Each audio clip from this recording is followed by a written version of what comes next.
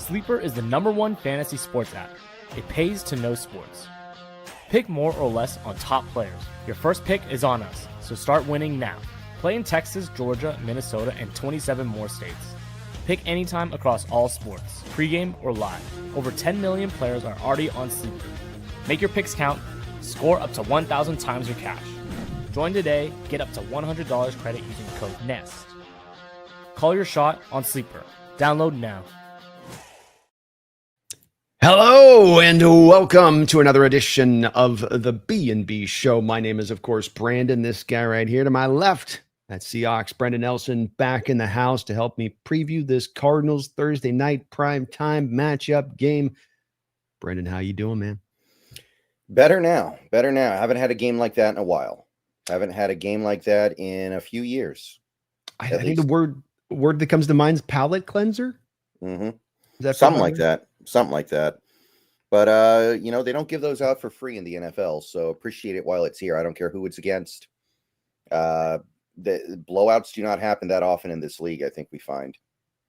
No, they don't. As I was trying to tap my own personal memory banks and go, okay, when did we last have as close to as dominant win as that? And not just running it away where you have a couple touchdown win at the end, but I mean, truly felt like a dominating effort start to front, all three phases of the football team.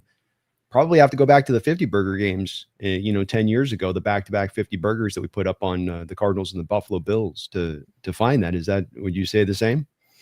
I was thinking about maybe Russell Wilson's last home game against Detroit. I think we dropped 50 on him. That's true. That was a pretty good game on that one as well. So I had forgotten about that one. That's not a bad way of getting the finish on that one. That's for sure with it. Well, other than that, I think you'd have to maybe go back to probably you'd almost have to go back to Legion of Boom. Yeah, that's what I'm thinking. Is those back-to-backs you put up, because I can't think of another time late teens. But that one's a good one. The one with the Detroit thing, you did spot some points up on that side of it. What I know, there's nothing but really a lot of good to take away from this football game. But from your perspective, what are the main major takeaways coming off this win from your standpoint? Well, the first thing that I talked about when discussing this game was the special teams, because that's been an area of the team that a lot of people, and I think we're both included in this, have been kind of wondering about, because Harbaugh didn't have a great first year, and there were some not so great signs in the preseason. But so far, that unit hasn't really done anything all that wrong. About the worst you can say is they got a field goal blocked against Pittsburgh. Other than that, they've been on point. And it's not just the big stuff. There's some obvious stuff from this last game on special teams, but little things like the Saints kick returner, Kendre Miller, I think his name is. He averaged less than 23 yards per return. He was doing nothing out there. They were never starting beyond the 35-yard line. And you also there was one play near the end of this game that very few people probably noticed because it was at the end, but it stuck out to me. It was a punt. And Tory Horton is running up to fair catch it, and he catches it on the move in traffic. And it's like it's not even that big of a thing to him. It's just what he does. He just runs up in the middle of a crowd of people and brings it in. And to him, it's not even like he's not running up like he's scared. He's not running up like, oh man, I'm doing something that I'm really not comfortable doing. He just goes up and does it. And that's what we were missing last year. So little things like that stand out to me almost as much as the big stuff, like the punt return, like the big kick return, like the blocked punt. So really, really remarkable on that side of it, because that was definitely one area of this team that I think a lot of people were a little bit worried about. Yeah, I think it's fair to say that was a major worry for me too on my side of it. I think you do. For some of the major worries I think we had coming into the season, Brendan, Sam Darnold, can he replicate a little bit what he did last year? Special teams, how is that really going to hold up for us? Offensive line wise, maybe that's the one that still does remain a bit of the question mark in full, though maybe moderately at least approved out the gate. But those other two items seem like they have been at least answered, if you will, as far as some of those questions. I'm not saying Sam's going to be the #1 rated quarterback in the NFL for the rest of the season, but that he certainly is probably not likely at this point to fall flat on his face, as was a major concern from a lot of the fan base out there this offseason when he signed. Yeah, there was definitely that concern when we signed him. I think that by the time we got to the season, most people felt like he'd be at least okay. So far, it seems like he's been a little bit better than that, though. And I think on that the offensive line front, to talk about that real quick, it is kind of odd that they become so much better at pass blocking than run blocking with all the talk this offseason about the kind of offensive line that Kubiak wanted to build with what's his name, John Benton. Mm-hmm. Yeah, John Benton. So I don't really know what to think about that, but I guess it does kind of harken back to the fact that we do have two tackles that grew up in air raid systems. So it kind of makes sense. Maybe their comfort area would still be pass protection. And even a guy like Gray Zabel, I don't know how much of a run game grinder he is coming from North Dakota State. So maybe it's not that surprising. I don't know, but I got to say, so far, I'm pretty happy. I know the aggregate has us as a slightly above average pass protecting team, which is, I think, a pretty remarkable step forward, something that we haven't consistently had in a while. There have been moments where we've had a pass protecting line like that, but it never lasted long. This feels like it can last. I do think so as well. I think that there's been a couple of things that have really contributed to helping this offensive line in pass pro rather than it just necessarily being the skill set of the guys being, I think you're right about the track record and their history being this is what they do best in their background. But I think, and let's see if you're buying this, I think there's two real major parts of this that have helped out the pass protection. One, the last two games and the commitment to the play action under center stuff, which was really completely missing last year in full with Grubb. So it made things so much harder on the pass protection throughout the year because of that, in my opinion. And then the other thing that I think is the major difference this year that you're seeing that may not be necessarily just the guys being good in the pass pro game is the willfulness from Sam Darnold to get the ball out of his hand. He's averaging 2.7 seconds on his time to throw right now. And with Russell and Geno, we have to acknowledge the fact that the last two QBs who've come through here have been more flirting around the 3-second mark, over 3-second mark on the time to throw. If you're going to hold it for over 3 seconds, you're going to put your pass protection in a lot more dangerous situations to have to hold up longer. You buying that? Well, yeah, and especially with Russ, I think we've learned from since he's left, he really hangs his offensive linemen out to dry in some of those situations. Like Denver had the best pass protecting offensive line in football with Russ, and you wouldn't have known it. Bo Nix shows up, and suddenly they look like it.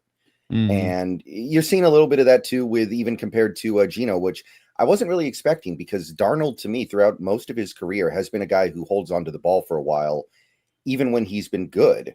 So this does feel like something a little bit different because I'm thinking about some of that stuff that he was doing earlier in his career. It felt like he was a guy who liked to pat the ball a few times before letting it go. So this does feel a little bit, I don't know. It feels a little bit unexpected to me because it wasn't what I saw from him before. Yeah, very true. Even last year in the Minnesota year, I think he was fairly high up there on the time to throw throughout the course of the season on that one. So kind of a new thing. It has been impressive to watch Brennan as they are not only getting the ball out of his hands fast, but they are finding effectiveness as an offense on top of that. He's been really smart with his decision-making. You're seeing teams in this game, but back-to-back weeks, I feel like both of these two teams that we played, the Steelers and Saints, have really, really brought guys up around the line of scrimmage and tried to say, look, we're going to take away. That's part, to me, the run game not working as much as that. Look, when you're going to stack a box up on the running game, you're just not likely to see a lot of success. And I think the Seahawks right now are second in the NFL with the stack box rate, somewhere in that territory on the opposition against them. And so I think some of this is just, will maybe get cleaned up a little bit if we can start to force some of these teams to back off a little bit. And look, if Sam's going to hit some of those deep balls to Jackson Smith and make you pay the price, and he's got some chunk throws down the field through the last couple of weeks, that's how you force teams to get out of those heavier fronts. Yeah, that's what I'm waiting for, these teams to start to understand that JSN is not just a possession receiver. And I feel like they're still kind of thinking along those lines. And I understand why they might think that, but it's clearly not true anymore. I think he leads the league in 40-yard catches. And I know it's probably just like 3 or 4 catches, but at a certain point, these teams are going to have to realize they can't defend him the way they thought they could defend him. And I'm hoping it happens soon because I want to see this run game open up. Well, and you see when they're doing it on these big throws, even the one in the game that was later on where that guy's kind of, the second guy's kind of trailing, but it really is more pure one-on-one situation for JSN in that moment. And he's getting those opportunities with that. And, Sam's like, all right, I know you're going to get open. I'll trust it. And they can go take it. And it's kind of odd to watch how extreme to me, rewatching the tape the past 2 weeks for the Steelers and the Saints, how much they brought down there, and it backed up by the stack box numbers that you can see that kind of conjoin with this a little bit, Brendan. As to, look, I know you want to take away the running game from Seattle, but they're almost completely leaving themselves super vulnerable to the back end to get this done. Mm-hmm. Yeah. It's it has to stop eventually, because I think that when you look at not just JSN's numbers, but his efficiency and the fact that he's playing outside so much, is not a true X receiver, but not a true slot receiver either. I think he's getting to the point now where we're starting to talk about him not just as like a top 10, but maybe even a top 8 receiver in this league. Maybe top 5. I mean, it's, Yeah. he could be even getting up in that area. I was thinking about that, because to me, the increase in value you have when you start playing outside compared to somebody like Amon-Ra, who has always played a majority of his snaps in the slot, or CeeDee Lamb, who has played a majority of his snaps in the slot, with the exception of, I think, 2021. Like, at a certain point, that value becomes so significant. I do think at a certain point, you got to say that if JSN can keep it up with this production on the outside, he is more valuable than those guys. I would have to think you do. I mean, and when it comes to Amon, I know he's been very productive. I think in watching him, and especially on that Baltimore Raven game the other night, Brendan, I think JSN's faster than Amon. I think he's a little bigger than Amon. I think there's a little more upside there than what you see in Amon, in my opinion, which just raises that potential that much more further, up in that way. We had another receiver that is also really coming on in a great way, and it's just another one of those beautiful, you know how these seasons are going to turn and what new things come up that are great turns of the fate for you, be it a player you drafted, signed, a guy that developed suddenly. But Horton has been another one of those guys here that just so good, the timing to have a guy like this come in on the heels of moving on from a Lockett and a DK. And yes, you're bringing in Cooper and you got JSN here, but to have him here as that third addition into this is just, it works so well, doesn't it? And you can see how it fits really nicely between the three of those guys, and how you can kind of establish the pecking order and the utilization of each of them. Yeah, and we're definitely going to need him this year. So this has really been a manna from heaven, because I don't think Cooper Kupp's going to be able to bring it every week at this stage in his career. He might be like an every other game kind of guy when he can really put a big performance out there. So I think, I know the numbers aren't big for Horton yet. I think they're coming. He's going to have some big games this season. I think the 100-yard game is coming, because he, I think, has the most speed of any receiver on this team. I think he's the fastest guy in a straight line. And I think there's a big play waiting to happen there. And that was a draft pick that I loved. That was probably my favorite pick of the entire draft for the Seahawks in terms of value. And I still didn't think it would manifest this quickly, because he was coming back from, I think tore his ACL last year. It was an ankle injury. It was pretty bad though, right? I know he missed the entire last 2 months of the year. So I wasn't really thinking it was going to be anything big this year, but something pretty special has happened there. And with MVS kind of falling on his face here, we really need it. We really need it. And I'm sure you heard the Kubiak comments from yesterday talking about him. Like that's got to get you excited. Now, well, Kubiak never smiles, man. It's the only time I think I've ever seen him smile since he's been here. He's so, stoic and cold-blooded about it. Yeah, exactly. But, I'm sure that Tory Horton will never be as good as Justin Jefferson, who is probably going to go down as one of the all-time greats. But it kind of reminds me, I remember listening to, I think it was Hawk Blogger, way back when we drafted Tyler Lockett. So this was a long time ago. And he was like trying to compare Tyler Lockett to a player, and he actually said Antonio Brown. And I was like, that's very gluttonous to say. That's a very greedy thing to say, but it actually ended up almost working out that way. So, and I hear that, I get excited, because it's like sometimes these guys nail it. Yeah, and I think it was something to where he wasn't, you'd agree with Kubiak, it wasn't like he was trying to soup up Horton's confidence, or that he was just grabbing the first random name that popped into his brain of a good receiver that he has coached, but instead seemed like, with the way that it had to get pulled out of him a little bit, that this is something he had been thinking about prior to that question. It had been kind of on his mind. That was the person. Maybe I am, artificially boosting it a little bit. But I felt like that in his response. Did you feel the same way? Yeah, I think that's fair. I don't think he just said it. I think that if you had expanded it out to like any wide receiver, I don't think he would have just said, "Oh, Jerry Rice." He thought about that one for a little bit.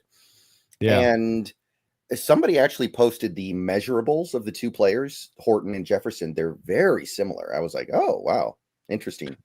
Yeah, they've got the same, almost the same height. I think similar, length to them. Probably similar 40 times if we had the pure 4. So, the kid's got natural ability to him. He's got the size, not limited by size. He's not got anything really holding him back. I've often heard coaches say it's kind of like the 6'1" size is almost the perfect size for a wide receiver because they're not too big to struggle in and out of their breaks, but they also have a little bit of extra size to usually kind of be able to moss or get over the top of smaller cornerbacks, if they are in that way. And it can kind of make them a little bit of the ultimate there at that sort of size. But love what I'm seeing from Horton, Brendan. And boy, again, just we needed this thing to develop and turn in this way for this season, have this guy be a real valuable part of this receiving core for what he's going to be able to provide.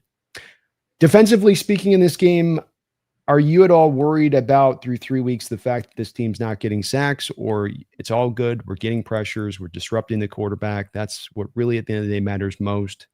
So we're cool.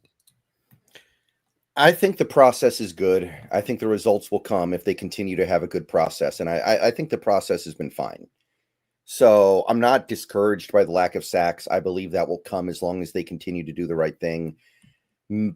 Possibly, I think maybe the lack of sacks speaks to the fact that we don't have that one dominant edge rusher, which is not the way this team was built. I think we all knew that we weren't going to have that one dominant pass rusher going into the season. And I guess that's okay. But it does speak to something that I think will be a necessity to chase this offseason. So I am aware of the fact that if this team had the superstar edge rusher, they'd probably be doing a little bit better there. But I feel like the process is good, so I'm not alarmed by the lack of sacks now. Would you look at if we maintain the same course we're at a couple games, and I know this conversation may be better for a couple weeks down the line when we actually have a full understanding of where the team is at. But if you do find yourself a couple weeks down the line of this team not able to get the sacks from that edge group, pressures may be there, but the sacks aren't really coming. Do you go and make a run at a guy like Trey Hendrickson then at the trade deadline? I don't know about the Trey Hendrickson thing. That one I'm not enamored with. Personally. Toss that one out, but maybe Thibodeau or just that. Would you make an aggressive move without maybe being specific to the guy? If it's that way, or ride it out, trust the process, and we've got enough through the rest of the parts of this team. Nwosu is going to get healthier as the year goes along, theoretically. I might do like the Thibodeau thing because I think that'd be super cheap. I think that's a fire sale team. I think that one would be really easy to get, but I'm not looking to give up a significant asset, and I think that Trey Hendrickson would be a significant asset. Certainly, there are a couple other guys that you can maybe get, like Odafe Owe, I think would be a significant asset. Or I probably mispronounced his name, but you know who I'm talking about, right? The Ravens guy. Yeah. He's going on contract here. Yeah, I would definitely be willing to take a flyer. Like, I know Dallas signed Clowney, but that team is clearly going nowhere. If they decide they want to offload Clowney for something really, really cheap, that would be interesting to me. Yeah, I was kind of thinking the same thing with that. Or if we had an injury, that'd be like the first call we probably make. Yeah, and Clowney doesn't have a ring yet. He can't be happy on that Cowboys team, and it's not even like he's on the East Coast. I thought his whole thing was he wanted to stay on the East Coast. That's why he didn't want to come to Seattle, but then he goes to Dallas, so it's like, I guess not. So, yeah, I'm not looking to give up anything big right now, but I would be interested in like the Thibodeau. I would be interested in the Clowney because I think that would be very, very reasonably priced. With you need an injury with that, or just make the deals, throw it on top of the stack? I'd be willing to throw it on top of the stack here because I think that you have to insulate yourself against an injury happening after the trade deadline. You have to be aware of the fact that this is a 17-game season. And I mean, already we're starting to see some stuff happening. Like Nwosu's only played 36 snaps so far this season. Who knows what's going to happen when he has to ramp it up. Mafe, I know, has the toe injury now. And we've learned that toe injuries are pretty serious for these football players. Yeah. It sounds like it'd be a minor thing. It's not. So you have to be aware of that kind of stuff. So I'm willing to pile on a little bit here if the opportunity arises, and it's going to be cheap. Like, again, Thibodeau, the Giants might take like a 6th round pick for him at this point. Yeah, it's great points on your part. I would probably be in agreement with you. You can never, as they say, the old axiom, you can never have too many great pass rushers or good pass rushers. It's like having too many good offensive linemen. It's not a thing. Doesn't exist. Well, when looking back at this last game, just kind of wrapping up, putting a bit of a bow on this, is there anything else that stood out to you from this game that you wanted to kind of cover that you think is important? Not much else, man. It just kind of got out of hand so quickly. There's really not too much to say. Like, the defense in general was just really good, really efficient. They couldn't run the ball on us. They couldn't throw the ball on us effectively. Offensively, yeah, there's really not much to say. It was such a clean game that I don't think there's too much else to say about that.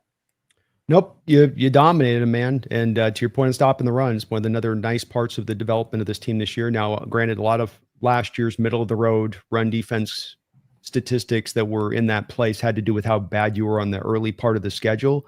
But even as we got around to kind of the Packer game, they were able to run the ball a little bit on you. But through 3 weeks, Seattle Seahawks have done a really good job on 2 different parts of this, Brendan, to wrap this up on this game. And where we're at right now as a defense is you're running a lot of light boxes, and your run stuffing has gone up this year. You're one of the better teams at stopping the run across the board with those 2 combinations of factors, knowing it's coming off of last year where it was not a major weakness, but a little bit of a limitation, a little bit of weakness. They made a point of emphasis this offseason, and it really feels like we're feeling the benefits of that through the first 3 weeks, doesn't it? Yeah, in fact, let me let me grab something here real quick. I believe the Seahawks are currently, yes, they are 4th in defensive rush EPA. They're 4th. The only teams that have a better rush EPA defensively are Tampa, Detroit, and actually Arizona. So pretty strong. And again, their priority is not stopping the run. Their priority is to play those light boxes, have 6-man fronts, and stop the pass. So they're doing something right. They're doing something very right. And this is without a true nose tackle. This is with Byron Murphy playing a decent number of his snaps at nose tackle, where, to my eye, he is getting kind of pushed around a little bit at times because that's not his game. No, it's not where he's best, suited. They just had to keep doing it there. Hankins not being around and nobody really developing behind him. I don't think the team has trust in Peely to have him roll that role. And so he's just going to have to kind of make do. It is what it is. It's cool that he's gotten a couple sacks here through these 3 games and able to, find some, I think, 3rd in the NFL, I think, in pressures or something, is Byron Murphy, at least in the defensive line position. 4th for interior defensive line. Yeah.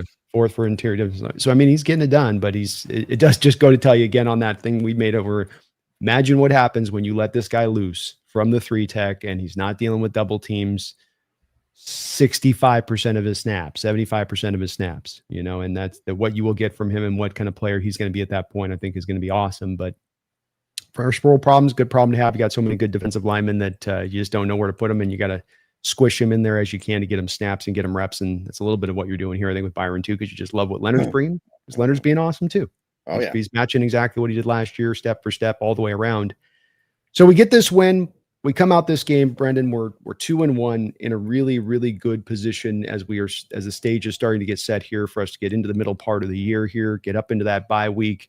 You can go out here in Arizona, potentially get this win, get to 3-1. You have a Tampa Bay team that is, man, they're losing bodies by the week right now as far as really, really important players. And there'll be no Mike Evans in that game. There'll be no Cody Mock in that game. There'll be no.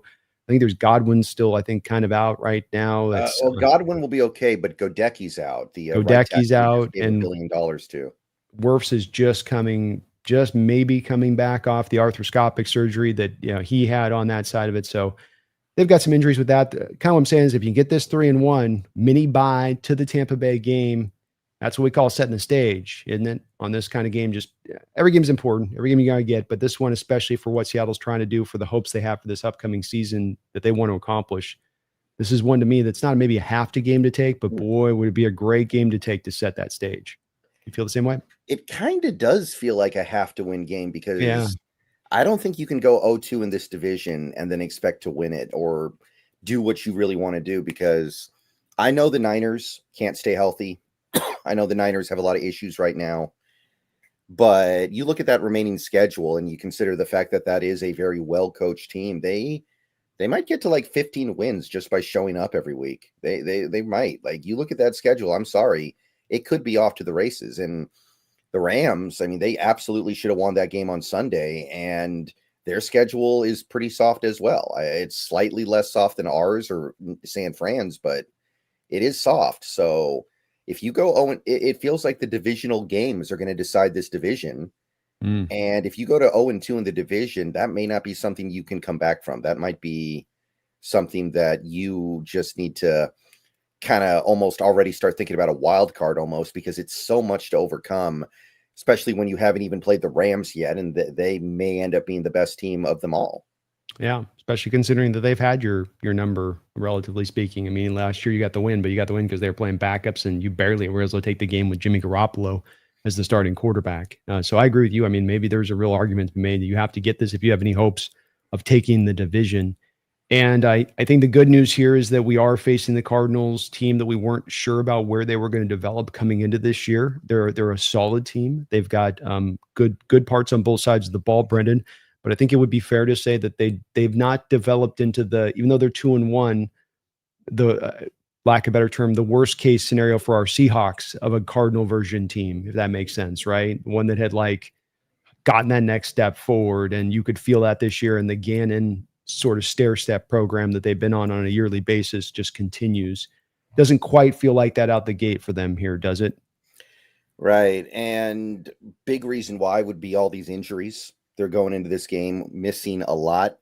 We know about Connor. Now, I don't know if Connor had much left, to be perfectly honest. He was struggling out the gate this season, and he's 30. Yeah. He is at the age where you would kind of expect a running back to fall off. Yeah. But they've already said they've got no Zay Jones this weekend, and that's a team that doesn't have great depth at receiver, so that's actually kind of a big deal. Paris Johnson, we don't know. Maybe, maybe not.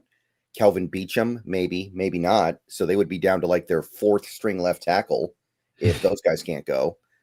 Of course, we know what's going on with Will Johnson. I don't expect him to play, and he's been great for them. He's been awesome. Yeah, he's got the groin. You got to be careful with those. Yeah. Garrett Williams, probably not playing. Well, I think he's actually on IR still, so he can't come back until next week. We already know what's going on with Walter Nolan. He's definitely out. They've got the what's the other? Oh, Ojulari. He's still out. So they're missing a lot on both sides of the ball here.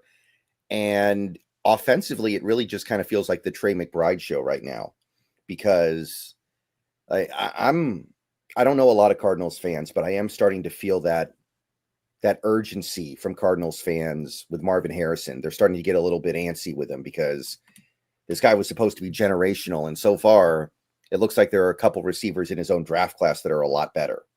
Yeah. So I'm feeling that urgency. Like, I feel like they're not too happy with where he is right now. No, and he seems to be in a little bit of a place where, even beyond the physical with him, that there's something, maybe mental there with him a little bit on some of it, where you just get into a bit of a bad place in that realm of things. Your confidence is dinged maybe just a little bit. And, it definitely is one where they needed him in that receiving core, because they didn't do enough this offseason to develop. I mean, part of the reason Zay Jones is playing because Greg Dortch, who we both know has not been good enough, it wasn't good enough. And they're like, well, let's try Zay Jones. Zay Jones has been mainly an outside wide receiver in his career, but you're pumping him into the slot because you just don't feel good about what you have in the slot. I don't know if you watched the tape last week with the Niner game, but I did feel like there was a couple times where Wilson, the other receiver, struggled to generate separation, and it caused a tighter throw to have to be made, where it's basically a contested catch kind of situation. Yeah, he was never a guy who would build a lot of separation, I don't think, even in college. So it's not shocking. No, it's not. But it definitely makes their offense feel limited when they also can't necessarily run the ball with a lot of dynamicism either. Now, some of that, of course, is Connor. Some of it is also just that they're not necessarily opening a lot of holes in the run game, I think, either to that side. So, it's a team you are catching kind of right here. I want to talk about them a little bit on their offense. I got some cut-ups for that I want to show on that. So let's start with the offense if we can, because I don't have cut-ups for that, where I just don't think it's as pertinent to what we did last year, because that was the air raid offense against the Cardinals. That's some different personnel there with Geno Smith at the quarterback position, and how you play this year, I think, will be much different. But I think that the thing that stands out with the two Cardinal games, especially the second Cardinal game, which will be interesting to see from a Kubiak standpoint when he goes back and watches the tape last year, Brendan, that was the game, especially the second one, where you really unleashed the gap-based concepts with Zach Charbonnet. And he went well over 100 yards, had his best game as a pro in that second Cardinal game. But a lot of you finding success in both those two games where the ball came off the gap rather than the zone thing. Kind of will be interesting from my perspective right out the chute here and looking at this to see if Kubiak will go back to that a little bit, or if he's going to stay to his tried and true bread and butter, zone-based stuff, outside stuff, kind of what he's been running. Yeah, it is worth noting the Cardinals' defensive line is very different than last year's, though. Like Calais Campbell's there now, Dalvin Tomlinson, Josh Sweat. Obviously, they don't have everything they wanted to have. They don't have Nolan, they don't have Ojulari, but it's a very different group. And you got to tell me a little bit about Darius Robinson, because I remember talking about him in the draft a year or two ago, and my understanding is he has been a colossal failure to this point. What is going on with Darius Robinson? I wish I had a better explanation for it as well, because I did like him as a pick for the Cardinals, where they got him, especially at the end of the first round. And that, to me, he was a guy that was going to give you like a little bit like the Mykel Williams outlook of things, where you have a really big, monstrous edge who should bare minimum give you that hard edge, be a dynamic run defender, be unblockable as a run defender, and maybe the pass rush will need to kind of come along. And instead, what's happened is he lost his whole year last year almost to the injury, never was able to come back 100% healthy from that. And now he's not even been able to establish himself this year 2, as even a strong run defender. Say nothing of all those pass rush limitations are all still there. I mean, he was never going to be a twitchy guy, a bender, a dipper. He was going to be a power guy that was going to try to kind of throw guys around off the edge a bit. But it's just not come together. And I'm kind of surprised as anybody, because he was a guy that was not, to me, a reach pick for the Cardinals. He had a lot of a love that was being given to him by the scouts and the people that talked about him and how he looked. I think he was at the Senior Bowl. I think he was just tossing guys around. And that when you were hearing the coaches talk about him having to deal with him out of Missouri we can't block this guy. And so I don't know. I usually would have at least a guess to throw at you on this one, but I mean, the injuries are gone now. This year's year 2. You should be out there at the very least. You should have been an instantaneously good run defender. That should have been your floor. And it's not your floor, and I'm kind of shook by it. Yeah, it doesn't. And they were counting on him too. I know that they brought in a lot of stuff this offseason, but they were counting on him to be something. It's still a very different defensive line than last year, though. So I'm not sure if you can apply all the same philosophies from last year to this year with the whole zone versus gap thing. And I feel like this team is built to run zone, so I do imagine they'll lean that way. But it is an interesting thing to watch. You're right. Yeah, I think it's, and they do have a couple. They got Baron Browning's a decent guy rotationally, and come in there, give him some pass rush, and then even in Zaven Collins, he's the decent edge. He's not dynamic, but he gives them at least some depth there. So they also have a little bit of like they can rotate through and stay fresh throughout the course of the game. A little bit with that. And I would reckon to guess that you're probably right that you stick with what you're going to live in on this. I think the interesting thing to this too will be, do you feel like the Cardinals are going to probably, if you're Kubiak, are you going to anticipate the Cardinals will try to stack that box up against you like teams have tended to do when you go to these tight splits, and that's their counter to you on that? Or do you think they're going to say, well, look, we're down all these cornerbacks in the back end. We can't let these Seahawks receivers have these one-on-one opportunities, and then it's going to force them more into cover 2 shells and less of the guy coming down the box as the 8th defender? I kind of feel like the latter. I think it's going to be they have to play back because they got no Will Johnson. They got no Sean Murphy Bunting. They got no Garrett Williams. I think that their approach is going to have to be, we got to respect JSN. I think teams are going to start respecting JSN a little bit more as a downfield threat, as a true number 1. And I think that you're going to see the run open up because of that. Especially with no Will Johnson, I think that it becomes very hard to not just double JSN on every play. It becomes very hard to not play 2 high safety. So that's kind of what I'm expecting, but it's certainly not a lock. It's certainly not a guarantee. No, it's not, especially because it does seem like these teams that's their counter to that is, oh, you want to go tight splits? Well, we're just going to bring all of this down the line of scrimmage then and make you very uncomfortable with that. And so it seems that's a little bit of the way that's turned. But man, I wouldn't, if I'm the Cardinals team, I wouldn't be trusting any of these corners on the outside with those one-on-one opportunities at that point. I mean, even at Cooper Kupp against your 3rd, 4th cornerback on the roster, Kupp maybe a little longer in the tooth, he can still smoke that though all day. So it'd be interesting to see what the Cardinals do coming out on this to if they go that route or if they try to take the page out of the book of the Saints and the Steelers and what they've done this past week. Fair to say then, if you think that they're not going to stack the box, this might be a week we get a little bit another kind of a breakout game from Walker, or another maybe potential 100-yard type game from Walker, if that's maybe going to be the case from your standpoint. Right. I think that's the reciprocal of that. And I definitely want to see that, because I know that we've done pretty well these last couple weeks without a consistent running game, but I still feel like in order for us to get to where we want to get to ultimately, there's going to have to be some kind of consistent running game for this team. I'm still not in the place where I think we can just air it out all day with Sam Darnold for 400 yards a game and win. Yeah. I still don't think that's the formula. No, I don't either. And luckily Kubiak through the first 3 games, success or not success, the run game, you look at the run pass balance over each of these 3 games, it's been in good shape. You've not gotten a really great disparity there. And so he has that kind of commitment built into his game calling, and you don't have to kind of remind him and knock him on the head on it. Just got to keep him out of the shotgun looks, Brendan. That's the key with him, is not having him live in shotgun for a whole game for some odd reason, like he did in that Niner game. But going to be a fun little match going back and forth to see what the Cardinals do with some of their weaknesses as far as just from injuries. If they were full strength, it'd be a little bit of, I think, a different matchup here. And then how the Seahawks counter that, especially early downs, Brenda, because that's really especially where I think these teams have driven home, is that they've gone first, second downs, or what's going to be probably a run down. That's when they're really bringing that congestion up. And then what we've seen with Kubiak over the course of a couple of these games is he's adjusted to throwing on early downs. But to your point, that then takes you away a little bit from running the ball as much consistently, and can have you get into a little bit too pass happy of a space. I believe that they're also one of the most effective teams in the league on early down passing by EPA as well. I know at least they were after the first couple games. So they have found some success there, and maybe it makes sense because teams are expecting something different, but I think we'll knock them back out of it at some point, especially if we can get some nine routes with Horton dialed up. That'll really knock him back, I think, because he's got the speed for it. He's got the straight line ability. 100%. And I think that this is, to me, where you offensively always want to just kind of be going at where they're going to be weak. And if they're going to stack up a box, you're going to have a lot of green grass on the back end to attack. And if they're going to draw to the 2 safeties and they're going to drop into, cover 3 post snap with the corners on the outside, and they're going to, give you the space up front to be able to operate in the run game, now you go to the run game. And you sort of, to me, just work off of the leverage of what the defense is sometimes doing in that way, especially if they're going to go extreme to one or the other and not really kind of play it with a sort of straight up kind of approach to things, which is teams are not doing with us through the first couple of weeks there on the offensive side of the ball. Any other major concerns with this Cardinal defense? I mean, Calais Campbell, he's like one of those guys. He's like Altuve with the Astros. There's these Rafael Palmeiro back in the day.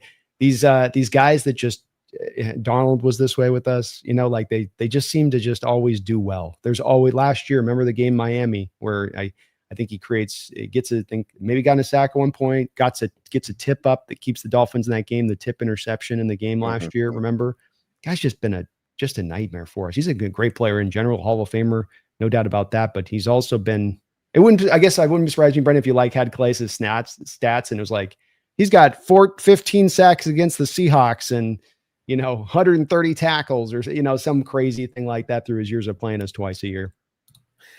Yeah, he's a special one. And one of the reasons why I really wanted to sign him in the offseason was to keep him away from any teams that are playing us this year. Yeah. Yeah, he's. Oh, I lost you. I lost Brennan here. There we go. Sorry about that, everybody. Browser just closed on me. I don't know why. Oh, you're good. All right. But yeah, Calais Campbell's definitely on that list. How long can he keep doing this, though? He is 39. Like, how much longer are we going to have to be talking about this? I mean, the thing about watching him on tape right now so far, I remember a couple of weeks ago and just he's got the Carolina game where he closes the game out with the sack on Bryce to finish the game up, but he's making plays throughout that game. This last game against the Niners, the whole point where they get the safety on the Mac in the back of the end zone, that's Calais making the safety happen, causing it to go down. Like, he's not just coming up and making like one play a game for them, but he's showing up consistently through. Part of the reason I think the run defense has been improved this year, partially Josh Sweat there coming in, and Dalvin, definitely those 2 guys have helped, but then he's been a kind of the third point cog of that to make that happen, in my opinion. And I don't know, man. I keep counting him out too, thinking he can't keep getting away with this. We've never seen a defensive lineman like this productive, this late into their career. But why stop if you're going to still be this good? Yeah, what do you see from Budda Baker right now? Is he still the man over there, or I kind of feel like he hasn't had the same impact for a little bit now. I haven't felt it this year in watching all three of the games that I've watched of him. He's out there on the field. He's not a limiting factor. He's not a weakness on the team, I don't think, but he's also not the guy that's standing out that's, making a ton of plays all over the place. Like you've seen Budda in the past where, he, like I like to joke, he play like the best version of Jamal Adams at times, and what he could look like out there. But I don't know that you've felt like that quite from him this year so far. Don't mean that he's not potentially maybe still capable of it, just hasn't shown up necessarily to me on the tape where you're feeling him all over the place like you sometimes can, where he's just, he's here, he's there, he's over there, now he's over here. He's running, just feels like he's in on every play when he's at his best. And I haven't gotten that feeling from him yet this year so far. Yeah, it feels like it's been a little bit of a decline since, like, I'd say 2021. He's just been falling off a little bit by bit, it feels like. I think that's probably accurate. And I mean, he's played a lot of football at this point. He's not necessarily super old player at 29 years old, but he's getting to that spot at 29, 30, right? Where you do start to kind of reach that area where you're going to lose maybe a little bit of a step. The injuries, he's been beaten up a lot in his career. He's one of those safeties that comes from the Bob Sanders mold of things where he's a little undersized, but he's also completely willing to throw his body around every which way but loose, which is fine, but that ends up getting you beat up if you're a little bit of a slider guy. And it's hard for you to sustain that to a 10-year career if you're going to play like that. So maybe understandable that he's maybe, if not, I'm still not going to be ready to completely sell him out because he been last year still had some moments and times where he was still looking just as good as ever. That's despite last year being injured where he was still running around looking kind of beat up and haggard, but still making plays. So he's dangerous, but maybe not quite, Brendan, as dangerous as he once was. I think Mac Wilson Jr. is playing really, really good inside Mike linebacker for them. Yeah, that really stands out. I think that's a little bit more of a mixed bag with Akeem Gaither Davis and that he's kind of gives them some up and down there. But watching the game last week, especially there with Mac, he was flying around, laying guys out, being a factor in the run game in a major way. I do feel like, too, Christian McCaffrey has definitely lost a step, by the way. Like, watching him, like, how could he not have, right? Yeah. He's lucky he hasn't lost 8. It's not anything bad against him, but you saw a couple of snaps last week where it's like he would have usually gotten through that first tackle. He would have really outran that first guy to the edge and gotten to the edge, and he got caught a couple times where you're like, ooh, yeah, maybe it's going to be a little bit rough there for him on it. Couple donations here. Sean Collins, thank you for the double dip dono, man. One on both on your side. Says, I appreciate all your hard work, guys. Thank you for that. Really very kind of you. And he says, here's one for Brendan as well. Well, we really do appreciate that here. All the support to both of our two channels. Thank you for that, Sean. Very, very, very kind of you. You guys can't. Yeah, and don't worry about it. Brandon is laundering his money through me, so don't worry about it, guys. That's why that happened. That's right. Exactly. Hey, you gotta keep the tax man off you by somehow or another, Brendan. You know what I mean? Absolutely. They're on your butt with this. If you guys can too for us, please do on either side of us, wherever you're watching, hit that like button. Good time right now as well to thank the sponsor of the show, which is going to be Sleeper. Sleeper is sponsoring both Brendan and me this year. They've been so kind. If I can get my stupid thing right. I always get it right. I think I got it right, Brendan, then I don't have it right. There we go. But Sleeper is going to be sponsoring both me and Brendan here throughout the course of this year. They've been very kind to do so, and we're very happy to have these guys along. Sleeper right now is a new fantasy app or new-ish fantasy app that's taken over the scene here, and they're going to be getting into Washington State here very soon. So you're looking at, I know it's been closed down and limited in the state in a lot of different ways, but this is about to open up. You're going to have daily fantasy that you can get into. A variety of different, getting all different sports, not just football with this. So if you got your fantasy league out, you can get a whole new fantasy league on a weekly basis, recoup some of that pride. They've got the dailies, they got the sort of the pick'ems as well, which is what I really like. And Brendan really likes, I think, as well, where you get in the over and the unders on this one a little bit. Oh yeah. So me and Brendan today are going to put together a nice little tasty ticket if we can on this one to help you guys out and show you the way. Let's get over here to the Arizona Seattle game. We've got the freebie, Brendan. We got to take the freebie, right? Like you've got to take the freebie. So we're going to take the point. Why would you not want it? It's free. Yeah. Why would you not want the freebie? So we're going with the Carson Wentz 0.5 yards over. I'm taking that right out the gate. Boom. Okay. We come down. It is Carson Wentz, though. He might not give you the half a yard. If anybody. Yeah, he can get broken on the first play. He's capable of it. You know he is. All right, so the first one I'm going to go with to steal the easy one to me, Brendan, is Kenneth Walker, anytime touchdown. I think he's getting a TD in this one. Yeah, I think so. Unless Charbonnet steals it from him at the goal line, I think he's probably good. Well, he's going to vulture him, isn't he? He's going to vulture him. That's the only thing that could happen. All right, what's your pick here? Which one do you want to go with? I'm gonna say, keep going down here. I want to take a look at some of these. Give me the AJ Barner. It's time for these tight ends to start doing something. And 16 and a half, he could do that in one play. Like, give me. I like it. What about Jason Myers on 2 more field goals? Let me think here. I'm okay with that. I don't mind that. I think that Cardinals run defense might make it a little bit harder to score in the red zone. So maybe that's a reasonable bet. All right, then let's pick one card. Give me a Cardinal one. All right. Let's even though I'm not the biggest fan of him right now, let's give Marvin Harrison the over on 46.5. He's got to redeem himself after those drops against the Niners. We got our tickets set up here, folks. The Wentz, the Myers, Barnum, and then we've got Marvin Harrison Jr. on the ticket. Let's do a $5 on this one, and we'll submit that sucker. So you got yourself set up and ready to go. That's going to be a 16.6 timeser. If we can pull this one in, it's going to be some nice dough on that side of it. But again, please do use my code today, NEST, and they'll match you up to 100% of your first deposit.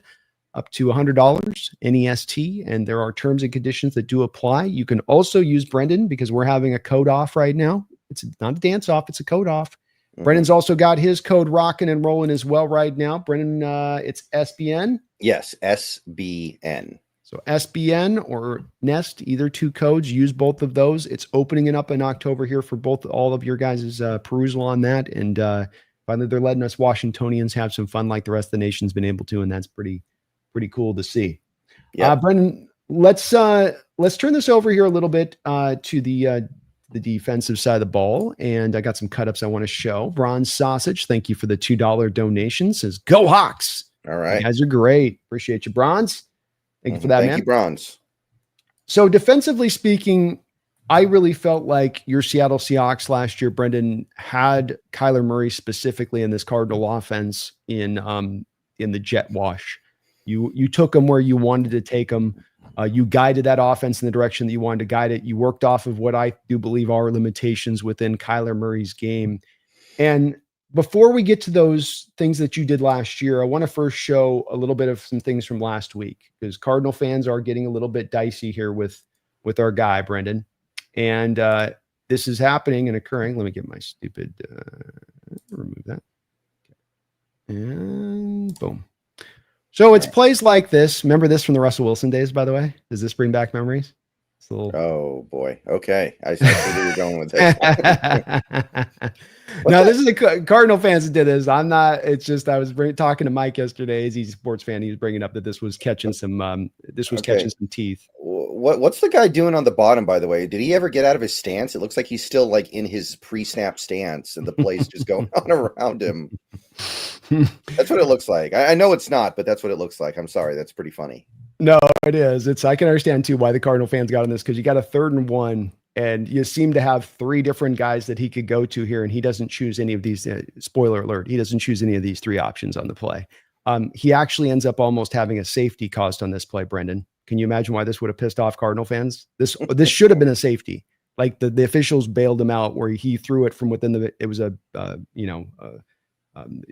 bad intentional grounding from within the end zone. They didn't call it because like his arm got past the white line or something. It was one of those silly situations. Turns down a 1st down from 3 different areas and then almost gets a safety. Yeah, that's going to drive you crazy as a fan on that. This also then though showed up for me when I was watching the All-22 in preparation for just the game and doing the roundtable that I do.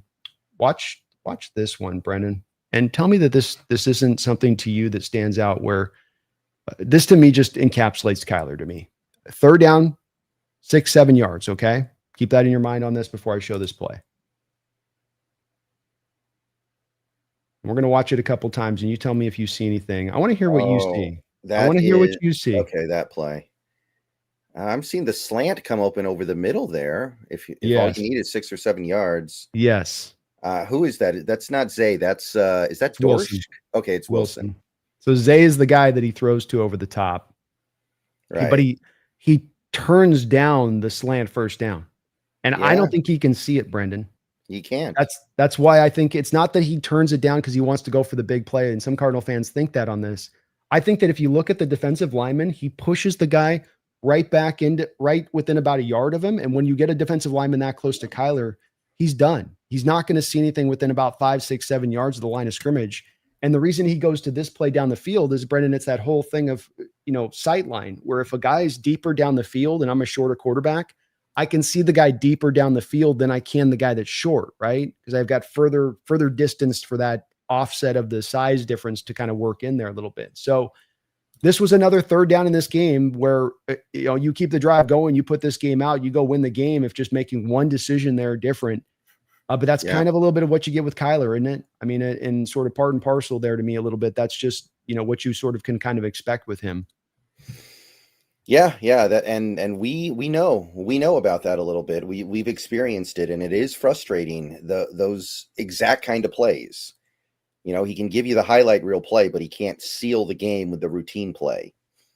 And that is the Kyler experience. And I still kind of feel like he hasn't gotten all of his athleticism back from the ACL tear a couple years ago. So, he can't bail himself out with that stuff the way that he used to. I feel like he used to be faster before the injury. That's fair. That's a fair criticism to put out there. I don't think he's finally this year just trying to use his legs now, but he almost seemed to try to avoid it last year and not even trying to lean into that part of his game as much. And he's like this offseason, well, I'm gonna make it back to being a point of emphasis. Well, why did it stop being a point of emphasis? That's a big part of your game. It's got to be, and he's got to operate like kind of Lamar's and Josh Allen's do, where you have to have the perfect mix in how you use your legs to how you use your arm, because you're not going to do the arm stuff at the same level that other quarterbacks can, because you do have some other, limitations there. To try to show a few of these limitations off from last year, I wanted to show just a couple of these plays, Brendan. We don't have to go too far down the road on these, but I just thought that these would be interesting enough to kind of show on this, to get an idea of what Seattle did last year a little bit with this, to know that what they're able to do, I think that throws the Cardinals off in a major way, is a little bit of the lighter boxes and a lot of this stuff where they're seeing the 6-man front, which should tell them that they should be able to run the ball, but they're not able to get the run going. And so first off, what you did in that first matchup to me, Brendan, was you were able to go out and stop the run. Sorry, let me get this right here. I can see it. I can definitely see it. Too many screens up here. Okay, so you got your little heavier box here. This is that linebacker play making such a big difference, because you can see with both Tyree Schneider and Ernest Jones on this play, they're both getting off the blocks, which if you're going to have the lighter box, your linebackers, your inside linebackers off ball are going to probably have to deal with second level climbers. And Cardinals want to run the gap system, so they're going to pull their linemen out back across the formation there. We get the fullback and you get the guard pulling. But see Ernest there, got to take off the block. Tyrese, got to remove the puller, the fullback in space, and both of them to defeat their blocks. So a big part of you winning last year in the first game and taking over in the first game, of course, was going from Baker and Dodson to these inside linebackers, where early on in the year, they just couldn't get off these kind of blocks. It was just impossible for them to do so. And boy, what a difference it made in that first game, Brendan, last year, where you kept them down to just 16 yards in that game. Do you think the Cardinals try to just hammer the run game with us on this, with what they're going to be looking at here? I think they kind of have to. They don't have the receivers, especially with us getting all of our secondary players back. I mean, I understand that they also just lost their running back, but I think they were kind of planning on handing the keys to Trey McBride anyway. Yeah. So I kind of feel like they got no choice. I think they're going to have to run the ball a lot and just hope that it works out. And this is the cool thing with Mike McDonald's defense, Brendan, because, you look at this front here, you got 6 guys here on the line of scrimmage. Look at all those Cardinal bodies here. I mean, there's 2 tight ends on this line. So this is a 12 personnel look, and you're going with 6 guys for their 1, 2, 3, 4, 5, 6, 7.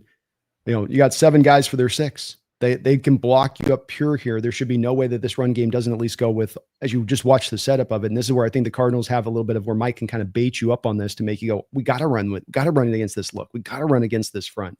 But look at how well they do it at everybody just keeping their gap integrity. Mafe comes off, sets the hard edge to drive him inside there. Everybody's kind of controlling their blocks. Yeah, and the guy on the edge is kind of out of the play almost because he's watching Kyler. So he's not even really involved, and you still stuff it up.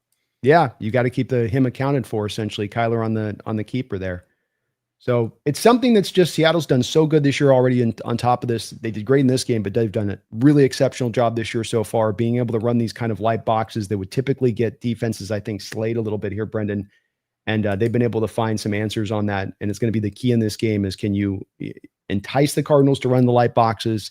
And then can you defeat their run game like you did with your light box last year? One of my real major keys in this one, to see if Seattle can kind of replicate that, because it's not easy to do, especially with the Cardinal team that runs the ball pretty darn good, Brendan. Yeah. Do you like Trey McBride? I remember liking him quite a bit in college. Are you a fan?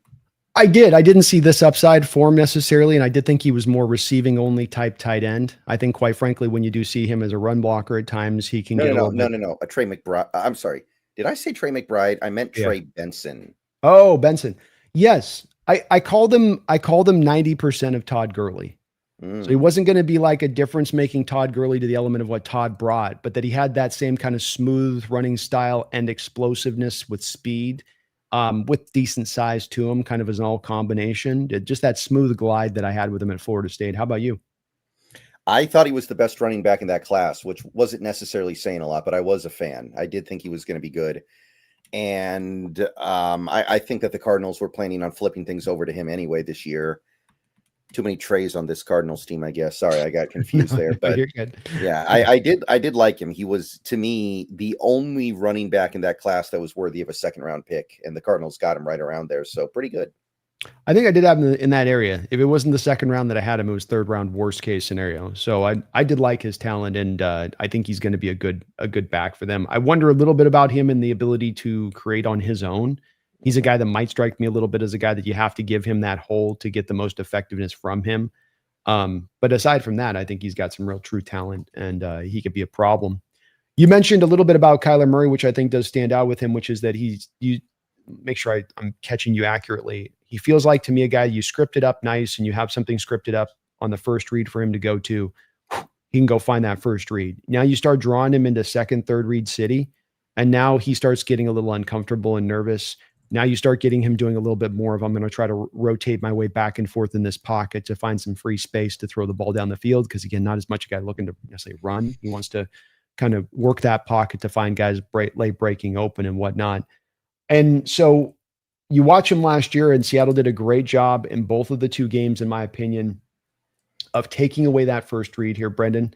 So watching Ernest Jones first, he's playing the blitz in the A gap here. But watch how he takes what, with Kyler's eyes, he takes that first read away from Kyler. And this is just the thing you were talking about where, okay, that read gets away. Now you got to kind of go figure it out. And he just doesn't have a lot of answers for that once that happens. So he's looking for the one, and that's all he's got. There is no two there, right? So watch his head again. It's one. Jones takes it away. Leonard Williams is absolutely feasting on Evan Brown in this game. I mean, I think he's baptizing Evan Brown. This is like welcome to an NFL moment in year 8 for Evan Brown, Brendan. That's what this game was. But that's what you did, is you took away that first read here. See Jones drop and the head there turn, looking at him. Bam, so that's away. And then I've got nothing else. Second, I feel a little bit of pressure, I'm just going to start to bail and go here. I don't have any secondary answers. So, okay, stop the run with the light box, create pressure with your front four, take away the first read of Kyler Murray. Are you liking this as my strategy? As I'm drawing this up as a defensive coach off some of this film from last year? Yeah, I think it's pretty elementary, man. I think it's a pretty elementary recipe. Kyler Murray at this point in his career, like he is really just that game manager type quarterback. I don't think there's a huge difference between him. He's probably a little bit better than current Russell Wilson, but it's the same idea, basically. You got to keep everything so on rails and simplified to have any kind of success. Agreed. And my understanding is Arizona can get out of that contract after this year, and I do kind of expect that to happen at this point. I think that's probably where this is headed. Yeah, I agree. I mean, they may move off of both their offensive coordinator and their quarterback this offseason, Brendan, with the way that things are heading. Something that stood out, I did a little bit of look-see at some of the statistics that stood out from the first game, Brendan. The first matchup last year, you had a 43.2% pressure rate in that game. That's with you blitzing at a 21% rate, which is right about, that's at average for Mike about. Second game was the same way. You blitzed at a 21% rate in the second game as well. You got a little bit less of a pressure rate with him in the second game. But what's interesting enough is that his time to throw was 3.13 seconds in this game. And then it was down to 2.65 seconds in the second game, despite the fact that you didn't generate as much pressure in the second game. So I don't know what to make of why you were able to get the ball out of his hands quicker in that second matchup, being that you weren't blitzing more. Your stack box rate was super low. Like they had 0% stack box rate according to the advanced stats in this game, and then only a 4% stack box rate in the next game, Brendan. So you're playing this pretty straight up with him, with Kyler. You're not throwing a lot of games at him based on some of the stats that I'm seeing from these two games last year. And why break it if it's working, right? Why not just stay with what you had going from last season? Yeah, and the personnel's not that different from last year for the Seahawks on defense, is it? It's kind of, No. I mean, Byron Murphy's a completely different player this year, but I don't know if that changes anything. If anything, that would make you want to stack the box even less, right? I would think so, man. I would think so. The DeMarcus Lawrence there, that you can trust him to do the job too with us in addition. So another play here, just two more I want to show with this. Again, goes to the first read, little bit of pressure. I'm done. I mean, he literally just gives up on this play. So that's the combination for your Seahawks here. First read taken away, get some pressure on Kyler. You're going to now get him into scramble mode. You got all those guys in the back end. So when he goes into scramble mode, he's trying to look for the secondary routes. You should have guys with coverage there in those secondary routes because you have so many guys drop to depth in this defense. And part of, I think, what makes this so hard on Kyler. And then just one more good one, Brendan, to finish this off, right, which is, of course, EJ going and making a hell of a play last year. Again, can Kyler see over the middle of the field? You tell me on this one. He never sees Ernest on this. He just decides he's going to throw this ball, I think, about right here. Shoot, actually. Sorry. Hold on. Let's start this up right. All right. Drops back. Gets the pick. And he's right there, too. So that's actually, like, if he didn't see him, that highlights the problem. It is. I mean, he's even got a pathway there theoretically, but I just think when he's that short on this, he just decides on certain times, I'm going to make that throw prior to the snap. And I think he did here. I think he just was like, I'm making the throw. I don't care, whatever. Yeah. I'm just tossing it. So you can confuse Kyler here, Brendan. You can get after him. This is not a thing where he's still at the point where he's like advanced his game. Would you say as well on this? Hasn't really advanced his game in a place from the head up. Then it's not, and maybe you can't when you're that small, right? Maybe there's just stuff you can't do on time, on script, progression reading, because you just can't see certain routes that's set up on the play. I'm not sure, but I don't know that I see that advancement as you talk about, or the Cardinal fans maybe get to that point. I think I would be arriving there at this point too, because I'd be going, where's my confidence that this is going to improve if it hasn't gotten improved up to this point? I mean, yeah, I'd like to get better receivers and maybe a little bit there, but I don't think that's enough of an explanation in itself, is it? Yeah, I mean, what is this, year 7 now? This is year 7 for him, something like that. I mean, it's getting a little bit harder. It's getting a little bit harder to imagine. It's getting a little bit harder to imagine him figuring it out. And, you know, we know he doesn't like looking at tape, apparently. So all that much harder. He can hit a 360 no scope, though. Well, they're getting the best version of Kyler. November 11th, Call of Duty comes out. So, you know, oh, really? That's which one's this one? Oh, I can't even keep track. They all got the same freaking name to them too. Like their naming process is the most uninventive, unimaginative. You know what I mean? BOps 4.2 or something stupid like that. You know, Modern Warfare 9.7. Yeah, I think it's Black Ops 7. Is it? Yeah, Black Ops 7. Okay, that sounds right. Hopefully, we play the Cardinals that week. I wouldn't mind. Get Kyler fully checked out by that point. Mhm. Now, all this being said, we're banging on this offense and whatnot, but this does remain, Brendan, a dangerous game. And I don't want to overstate it, where I do think we have a lot of advantages coming into this Cardinal injury situation, how we played them last year, how our defense, I think, is set up to the way Mike runs his defense is very hard on a quarterback like Kyler, in my opinion, specifically. All of that works in our favor. But Brendan, this is still a team that's 2-1. This is still a team last year that played really well despite a real daunting opening schedule. I mean, they had their first 8 weeks of the season, on the road in Buffalo and having to play Detroit. And it was a tough road for them to carve out the record they did last year. And they are better this year. They have more talent this year. So I still don't look at this as a game that we're necessarily just running away with. Would that be fair from your perspective? Or do you feel like, hey, no, we're getting ready to get hot here? Now it's a road game on the short week. I would never expect to really blow out a team as the road team on a short week. That's not something you see very often. I think it was Leonard Williams had the quote, maybe it was yesterday, where he was talking about how, these short weeks, you don't want to get out of bed. Thinking about the fact that I already got to get back to practice a day earlier than usual. And then I got a game 3 days earlier than usual. It's like, those are tough. So I'm anticipating this to be a little bit of an annoying game, despite all the things that we just said, because quite simply, we do not have we don't have the home field advantage, and this is the exact kind of game you want to have home field. The short week. It is. And we're not 100% health either on our standpoint with this, where you, especially on the defensive side of the ball in that secondary, you've got some potential concerns there, though we've had some guys really step up in a big time way, which has been cool. But, you've got some things too that make you potentially vulnerable. And look, these division games just do tend to be tight in general. They do tend to, just like the Niners and Cardinals last week, or us and then the Niners in the first week. It's just things start tight, the familiarity aspect of things that you bend into this as well. But give me a little bit of your outlook on this one, Brendan, for how you do see this playing out. Maybe it is going to be a tough matchup, but give me the way that this structurally goes from your standpoint, looking at this for how it basically plays.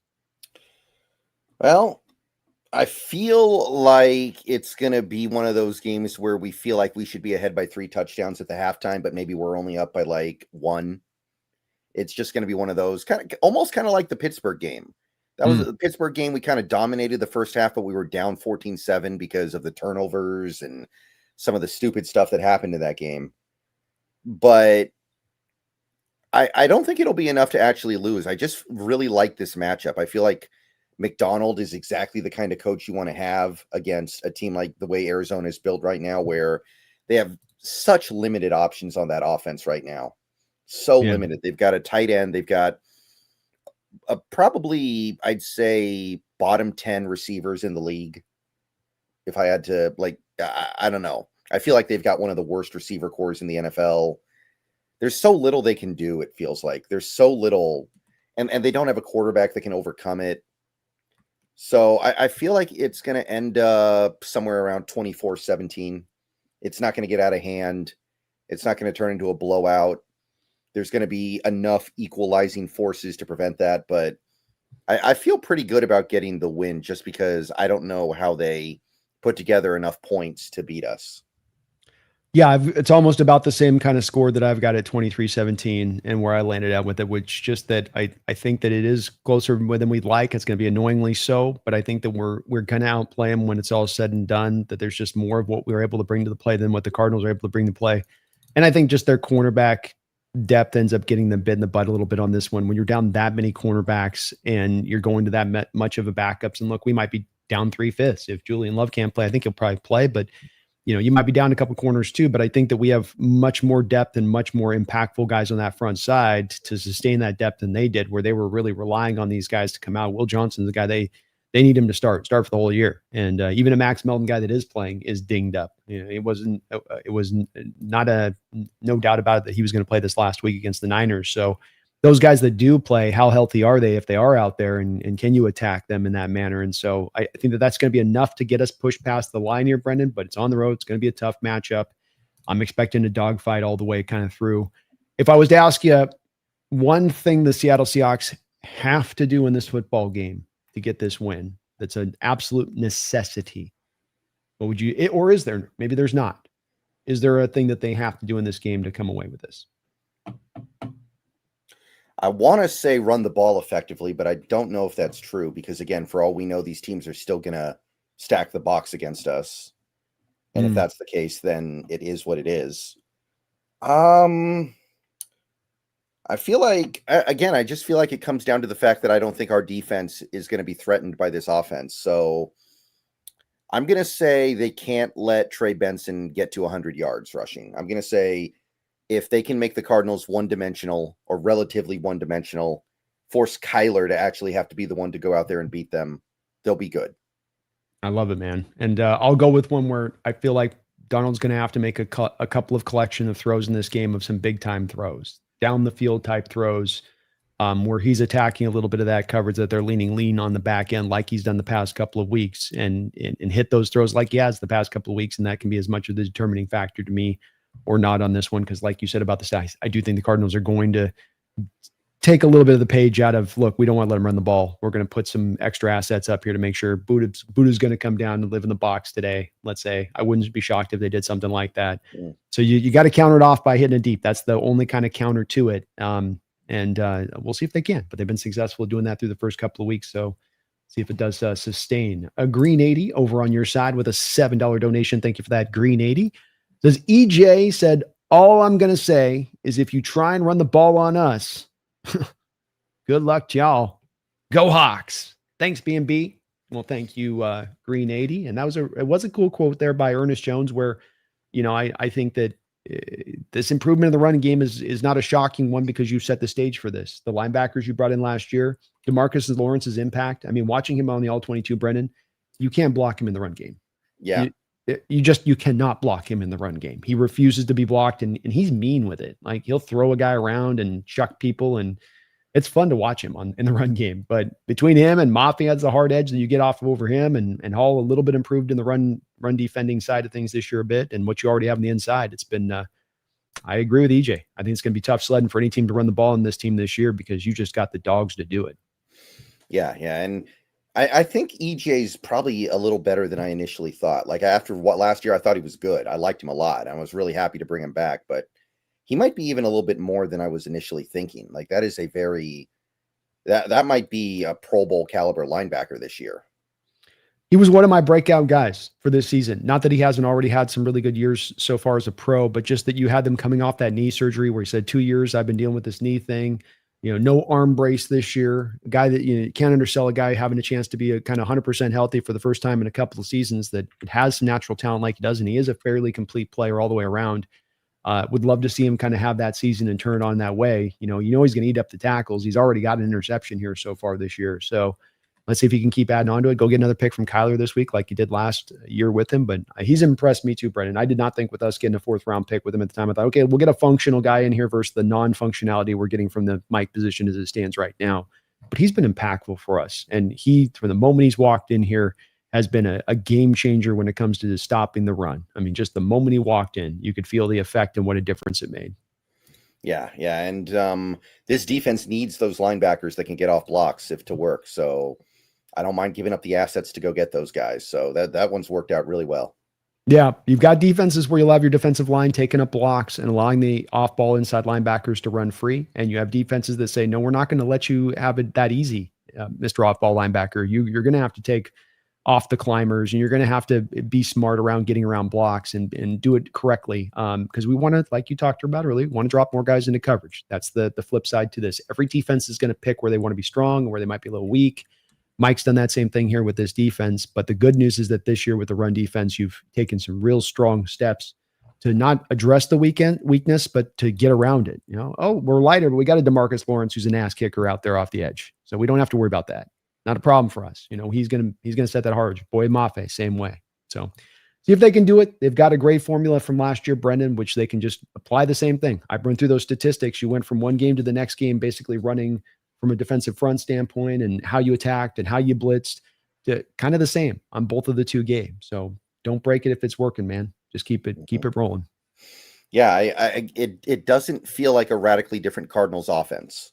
Like, what did they really change from last year? What's different other than the fact they have a new top running back? Mm-hmm. It feels like a lot of the same guys. Yeah. I'm actually looking at this and trying to figure out what's different from last year. I can't really think of anything. No, you're absolutely right. They had same 100 OC, million, right? Same OC. Same OC, Drew Petzing. Yeah. Yep. And what they did is they had $100 million to spend. And I was mad about this with the Cardinals this offseason, where I didn't understand. You guys have been setting the stage for this for 2 years. And now you're going to kind of like fart when you arrive at the door. That's how I felt, because you gave Trey McBride the extension, Josh Sweat. Okay, that's a fine extension there. And Calais Campbell, great. Not a ton of money there. But then what'd you do with the rest of the money? How much did Dalvin Tomlinson cost? Probably something, I guess. Couple million, but they're still sitting on, they're like one of those teams like us right now where they're kind of still sitting on cap space, like a decent amount of cap space where they just basically had it go unused. I want to say the Cardinals. Yes, they're like $20 million right now that they're down to right now, but they kind of piecemealed it a little bit to me when I watched how they approached that $100 million that they had to spend this offseason. And to your point, again, didn't do anything to the offensive side of the ball. You just were like, the offense just is naturally going to get better because just naturally. Why? I don't know what they're thinking there was to not add anything onto it, especially the receiver position, Brendan. You walked out of last year and you're like, no, the receiving core is good. Dortch, Wilson, Harrison, we're fine. Let's go get Zay. We'll get Zay Jones. That'll put us over the top. Was Zay Jones not there last year? Okay, that might be the one thing. that was their game changer. Yeah. Yeah. So I don't know why anything would change from last year. I mean, the defense is better now, right? Last year we had Rayshon Jenkins. We had what was the name of the corner that we had last year that wasn't very good? Like, I know that we got some injuries in the secondary, but I think those guys are going to play. Guys like Witherspoon, I actually feel pretty good about playing in this game. Mm-hmm. But even if we don't, the replacements we've had have been phenomenal. Like Darion Kendrick in particular. Griff put together a cut up of him recently, and he is it's not just kind of like a aberration. He is legitimately playing really good football. He really is. And we haven't as of yet. It is early in the year. Let's see if it sustains on. But, Brendan, I think that there's got to be a little bit of a tip of the cap given to John Schneider for what he's done this offseason and how this has played out so far, because this was an offseason where not a lot of these moves were necessarily lauded universally by the 12th man. And there was a lot of people that got real nervous about this thing backtracking in a major way coming into the season. It hasn't done that. And on top of some of the major moves he made, seemingly, at least paying off and partial with a Sam Darnold and with Cooper Kupp looking like he's at least going to be able to be a valuable part of this offense and helping. He's not going to be Cooper Kupp of old, but he's going to be able to help you out and be a factor, it would seem like. But then the smaller moves that you've made along the edges of this as well, bringing in a guy like Darian Kendrick as he did, and how much, if you don't have a Darian Kendrick, who you're going to on the alternative of this, and that becomes a limitation at that position. That becomes something offense is going to attack for a couple of weeks, that you've not allowed that. And so John's looking like he's having one of his better off seasons, I think, in general terms, and down the line of his decision making, including some of the maybe smaller moves that he made, not necessarily even the big ones, but the big ones do. Do you feel the same way? It's shaping up a little bit better than I initially thought. I was concerned about some of the stuff that he did, like not getting a true nose tackle. But so far, I don't think it's had much of an impact. I would say that the negative impact is on Byron Murphy, where he's not able to do all the things that he could do because you don't have a nose tackle. Yeah. But I don't know if it's negatively impacting the team yet. I think that's a fair way of putting it. What is there? I know you've gone through and started doing this as I've started to go through this, because your chat will ask you, and you got to be prepared on these. Is there you talked about the edges. I think that's kind of an easy one to look at as far as trade goes. You get this win at 3-1. You manage even to, let's say, go get to 4-1, and you're start to approach the deadline looking like you're on the better side of this. You're sitting on cap space. Do you feel in the position of you're going to want to make a move at that point? Do you feel like you're in a position that you want to stand pat at that point? And if you want to make a move, what position are you looking to target? And that's a feasible one. You can't tell me right guard, because we know there's not going to be a right guard that we're going to be able to bring in there. Right. I was about to say, I know that's where everybody's going to go with it. Yeah. No cheating on this one, Brendan. Some people are kind of low on Tyrese Knight at this point. So some people are talking about linebacker. I'm not really feeling that one personally. I'm okay with Knight. And I think he had a really rough offseason too. Remember, he didn't get to do any preseason work. So I think we got to be a little bit patient with him. Mm-hmm. There's been I've seen a lot of people on X the last couple of weeks saying we should go get Jordan Brooks back from Miami. But oh my God. This fan base falls in love with guys that we fall in love with the most middling of players sometimes. That just blows me away with it, where it's like, Jordan Brooks, really? Like, some people love that guy. I don't know. There are people like film watchers, and I know they put a lot of work into this, but they watch the tape and they come away thinking Brooks is like a top 5 linebacker in the sport. And oh my God, no. I don't understand it. He's not close. He's not in the vicinity of being that dude. So I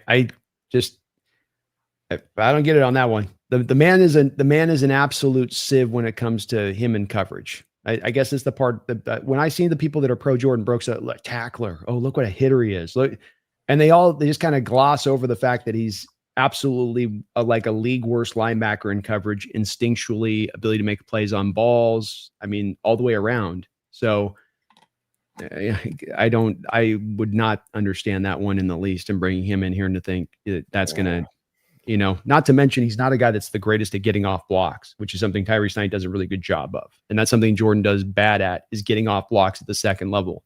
He is one of those guys that needs to have his defensive line keeping him clean up front for him to be able to use his speed and operate what he wants to operate within. I would hate that move. I wouldn't get that one at all myself. The only other thing I can think of is nose tackle. And I do think you can get a replacement level nose tackle for very, very cheap. The example I always go back to, the year Tampa Bay won the Super Bowl, Vita Vea got injured and missed most of the season. So at the deadline, they traded a 7th round pick for some like very forgettable nose tackle from the Jets. I think it was Steve McClendon or something was his name. And he was okay for them. And he filled in at nose tackle and they won the Super Bowl. You could probably do something like that. I don't know for who. Doesn't really matter as long as they're a real nose tackle. Yeah. Maybe that's the play. That's the only thing I can think of, though. I don't think you're trading for a safety. I don't think you're trading for a cornerback. If anything, you're going to trade one of your cornerbacks to go get a nose tackle because you've got so many. Yeah. What else are you going to do? Are you trading for a receiver? I don't think so. Not in this offense.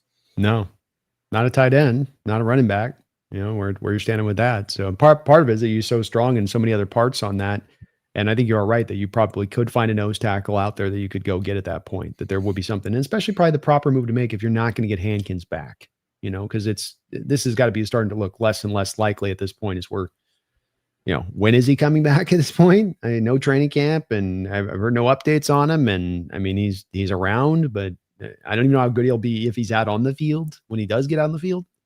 So definitely good position. I don't even know if Jonathan Hankins is like on this team or not. For all I know, he's in Japan or something. Yeah. Like I have no idea what's going on there. I feel like nobody's even talking about him. It's getting spooky. Yeah, it's very mysterious that there's nothing being spoken about with him. So I like it. I think that's a good place to target. And some of this is just, there's not a lot of other spots that you can go after because you're in good shape where you stand on it. Yeah. We could trade for Russell Wilson. So that way nobody else can trade for him. So his career can just be over. And we don't have to watch this humiliation ritual anymore. Does he just retire at this point right now, mid-year? I mean, do you just try to, from his standpoint, write it out and just see if there's a chance some way or another on it? I'm not advocating for him. I'm just more wondering from Russell's perspective, what you do at this point. I think the play is to try to force your way to Cincinnati. And that's like the only place, right? It's either them or Cleveland. Yeah, that's it. And Cincinnati, he'd get killed behind the offensive line, just like Joe Burrow did. Yeah. And Cleveland, that could be fun. I mean, I guess. I mean, at least he has a defense there. That Cleveland defense is nasty again. They are. He doesn't have a lot of people to throw to, I guess, on that team, but he would have that at least in his back pocket. Maybe Stefanski can draw some creative things up for him, a little bit. But I made a video. I made actually 2 videos about this last week talking about it. Like, I don't want to watch Russell Wilson like this anymore. Like, this is, one of our all-time great players. He's the best quarterback who ever played for this team.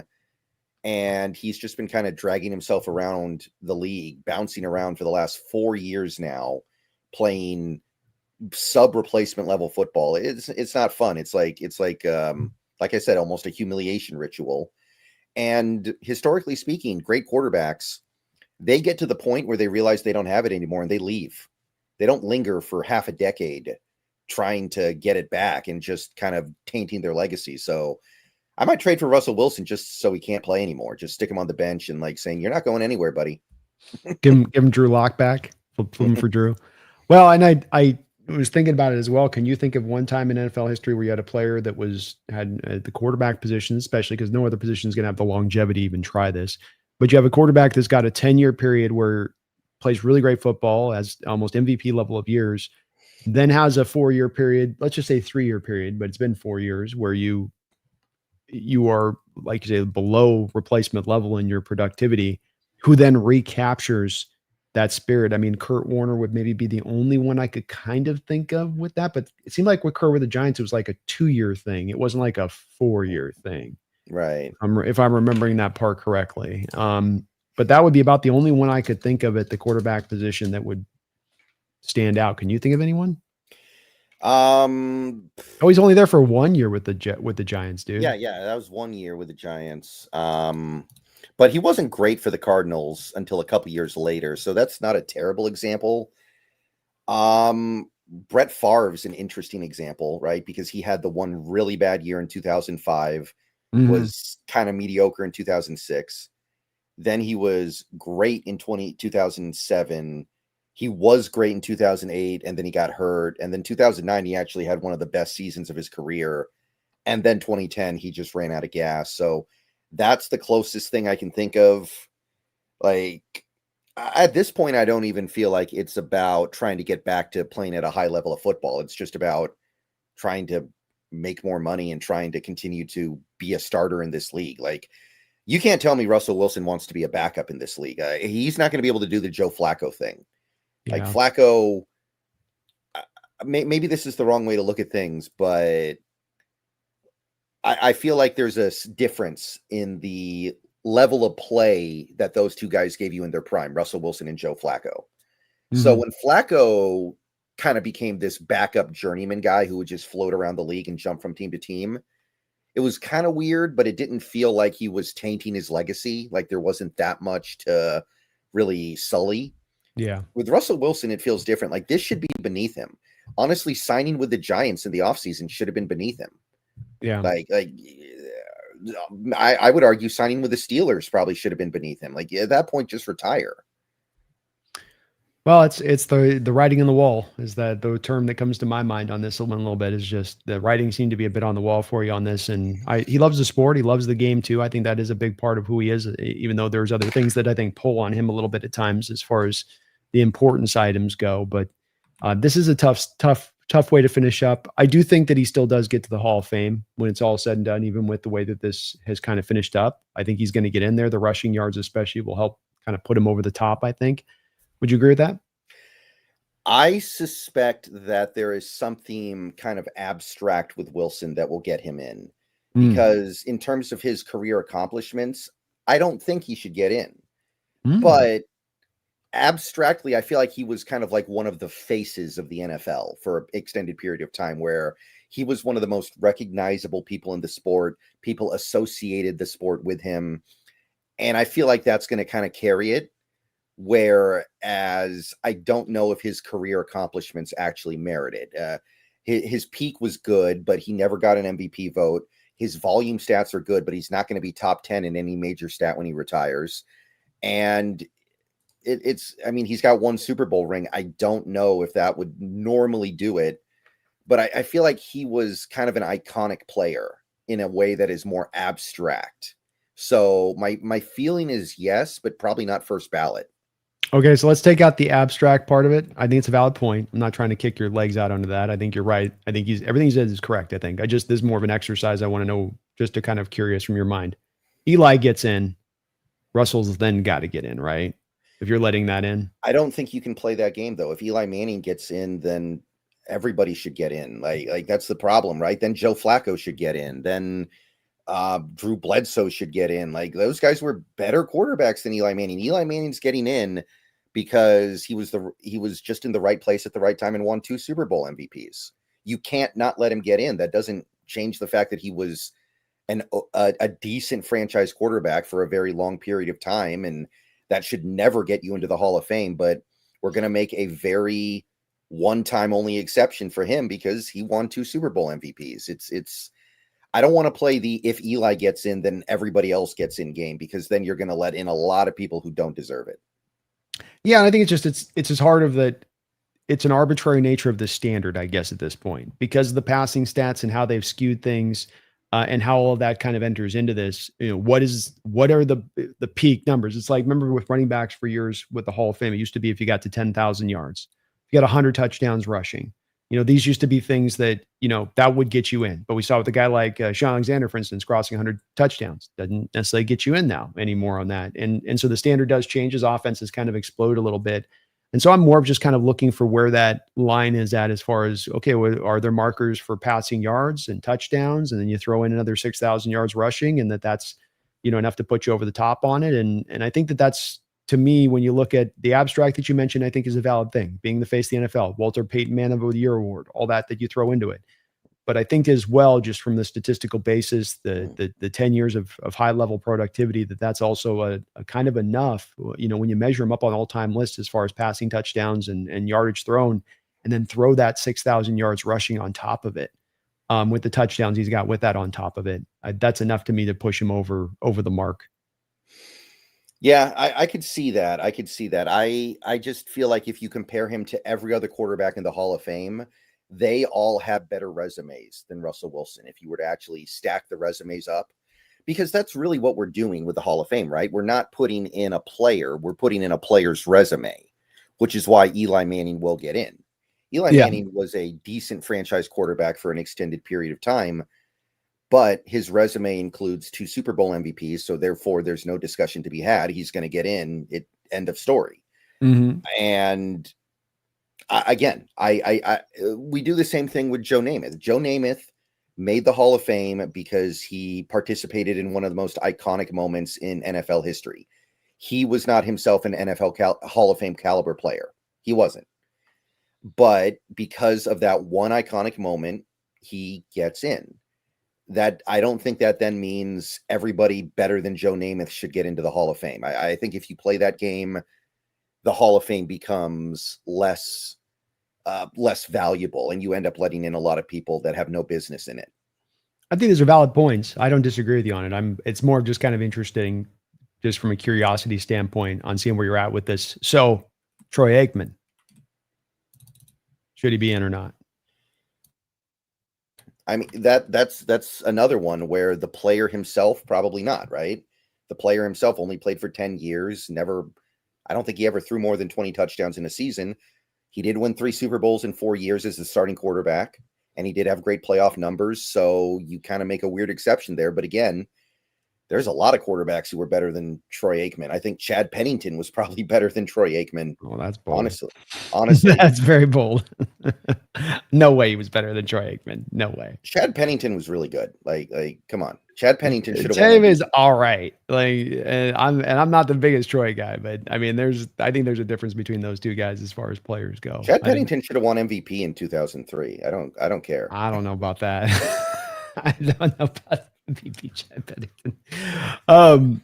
Well, so if Brendan was the all-knowing God King of the NFL world, and the Hall of Fame was under your control, then no Namath would be in the Hall of Fame, no Eli Manning would be in the Hall of Fame, no Troy Aikman would be in the Hall of Fame. I would boost the standards so the guys like that are left out. Yeah. I think that I understand that Eli's going to get in, and we all know why. We all know he doesn't really deserve it, but we also know that with the things he's done, he does kind of deserve it. So it just kind of is what it is. But I would raise the standards on that a little bit. I don't know if even a guy like would I let Matt Ryan in the Hall of Fame? I don't know. I think he's going to get in, but that would be one that would be tough for me. Phillip Rivers would be one that would be kind of tough for me. I would let them in, but I'd have to think about it. Like it's I might have to put Phillip ahead of Matt, and I might leave Matt out.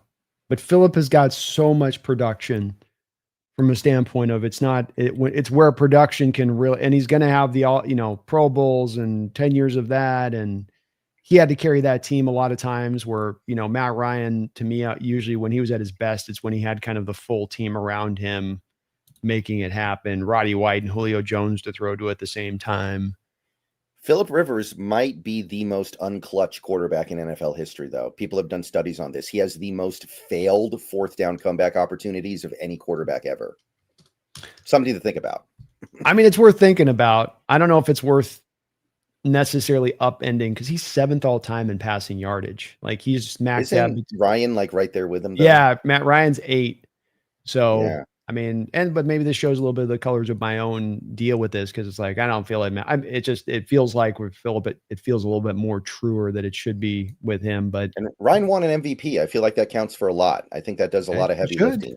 Yeah, I mean that should definitely that's valid, man. And again, it's just back to like even though these guys are top 10 all-time passing yards, it I think speaks to how complex this argument is that it's not a no-brainer one way or the other, and that you think it would be. But some of this is, well, modern offenses artificially pushed up some of these statistics in a way that doesn't always match the performance level, and it can make it look a little bit different than it actually was in reality to it. So it should be complicated. I love your standard deal, though. I'm in alignment with you on this, where I think it should be the Hall of Great, not the Hall of Very Good. And that in recent years, it's moved along at times to a little bit of the Hall of Very Good, and that just sort of weakens it as far as what it is then at that point. Mm-hmm. We don't have a full injury report yet. I do have a little bit of bad news, though, real quick before we end this up. Robbie Oots to IR. Will miss at least 4 games. That's tough. He's been a hell of a hammer for us in the whole of times. A little hit or miss at times of the blocking with him. Yeah. There are stuff on tape where there's going to be blown. But look, the nice part with having Brady Russell on the active roster as he is. He's been here for years. He's played the fullback position here for years, even if it's not been necessarily in this offense. He's not going to give you the same blocking of an Oots in space, but he's going to know the job. He's going to do it right. He should be functional for the position. And he does give you a little bit of hands maybe out of the backfield here in a way that you don't get from Oots as much. Maybe ability to use that part of his game. But that's unfortunate. Yeah, that is too bad. But I don't think that's going to flip any games. I don't think Robbie is going out there and moving the needle. Yeah, he isn't worth 3 points, let's say. On that side. JRD, thank you for the $5 donation, JRD. Appreciate that. Byron Murphy's been great, though. He's finding his stride. This was in reply, I believe, to us talking about maybe trading for a nose tackle. And yeah, Murphy has been great, but I still think that he'd be better off getting to play a little bit more 3-tech. And by the way, Pro Football Focus actually keeps track of this, of course. They have Murphy playing about 20% of his snaps so far this year in the A-gap. I feel like it's more. They track it by the zero technique. So when you see that number, that's when he's aligned heads up over the center. Those are just those snaps. That's it. When you're seeing those nose tackle snaps on PFF.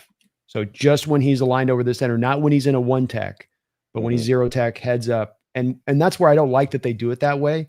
Just count it as the 0 and 1. Put 0 and 1 together. And then that gives us the establishment of how much the guy's playing in the nose tackle role. I don't know why they do it that way, because it confuses people and it's not giving you the clarity you're trying to give them with those snap, positioning and how many you had here versus the other. Because then they just throw the other one in the old B gap now you get 1-tech and 3-tech snaps all posted together by their metrics.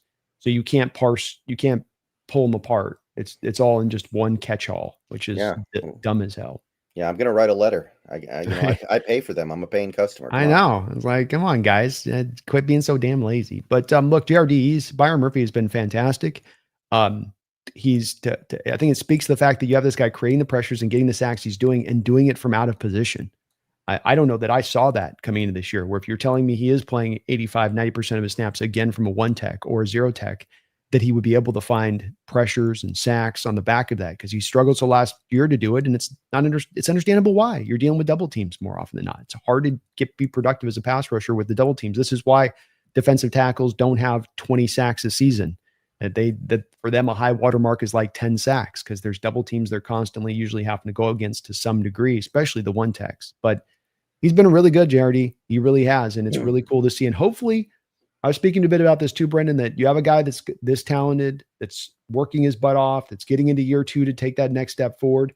And then sometimes it's like being on a basketball court with a guy that's a great shooter.